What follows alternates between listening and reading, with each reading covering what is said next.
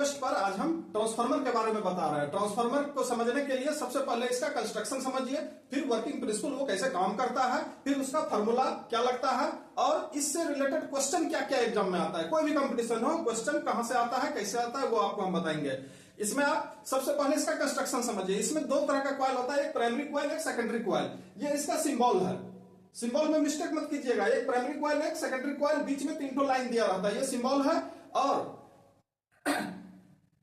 Primary coil में हम current input देते हैं, सेकेंडरी कॉइल से हमको आउटपुट मिलता है। ये हो गया कंस्ट्रक्शन, सिंपल कंस्ट्रक्शन है। अब इसके आगे और भी कुछ है, वो हम तुरंत अभी आपको समझा रहे हैं। अब इसमें सबसे पहले समझिए कि ट्रांसफार्मर ऑलवेज एसी सर्किट में काम आता है, डीसी सर्किट में ट्रांसफार्मर कोई काम नहीं करता है, क्योंकि ट्रांसफार्मर म्यूचुअल इंडक्शन थ्योरी पर काम करता है। चलिए इसमें देखिए एसी करंट का ये सिंबल है, इधर से एसी इनपुट दिए, ये कन्वर्ट करके एसी में लाया, फिर हमको डीसी में चाहिए, बीच में एक इक्विपमेंट लगता है, इसका नाम है, डिवाइस लगता है, वो है रेक्टिफायर, जो कि डायोड से तैयार होता है। वो भी आपको नेक्स्ट वीडियो में समझा देंगे हम। तो रेक्टिफायर ये हजारों बार क्वेश्चन पूछ चुका है अलग अलग एग्जाम में, क्लास 10 के लेवल के एग्जाम से लेके यानी ग्रुप डी से लेके आईएएस तक के एग्जाम में पूछता है कि रेक्टिफायर क्या करता है। रेक्टिफायर और एसी को डीसी में कन्वर्ट करने के लिए यूज किया जाता है। अब यहां पर समझिए कि ट्रांसफार्मर कितना तरह का होता है। इसमें 2 तरह का होता है, step up, step down. Step up transformer voltage को बढ़ाता है, हम जितना वोल्टेज डाल रहे हैं इधर ज्यादा वोल्टेज करके वो हमको देगा।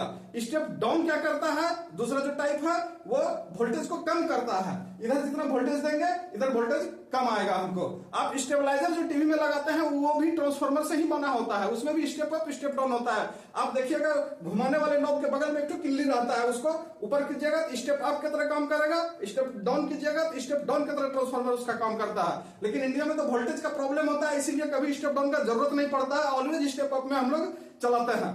तो इसमें समझिए आप फॉर्मूला, इधर अप्लाइड वोल्टेज जो है प्राइमरी में VP by VS, number of turn, इसमें कितना नंबर ऑफ टर्न है कॉइल में NP, इसमें कितना है NS, और इसमें कितना करंट है वो IP, इसमें कितना करंट फ्लो होगा IS।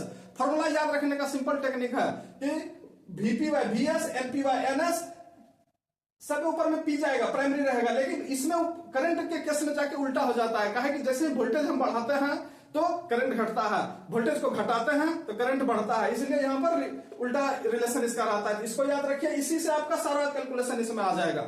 अब इसका बात रहा टाइप का, स्टेप अप वोल्टेज बढ़ाता है, स्टेप डाउन वोल्टेज घटाता है, रेक्टिफायर एसी टू डीसी में कन्वर्ट करता है, किस बेस किस प्रिंसिपल पर यूज ये काम करता है, तो म्यूचुअल इंडक्शन पर काम करता है। अभी तक आपको ये नॉर्मल लेवल का है, लेकिन हायर लेवल का जब आपको सीखना होगा तो हम इसका नेक्स्ट वीडियो, आप लोग कमेंट कीजिएगा, हम नेक्स्ट वीडियो बताएंगे जिसमें आपको इंजीनियरिंग, मेडिकल या उससे भी ऊपर के एग्जाम में जो पूछा जाता है वो इसमें हम आपको समझाएंगे। इसमें बहुत सारा चीज है।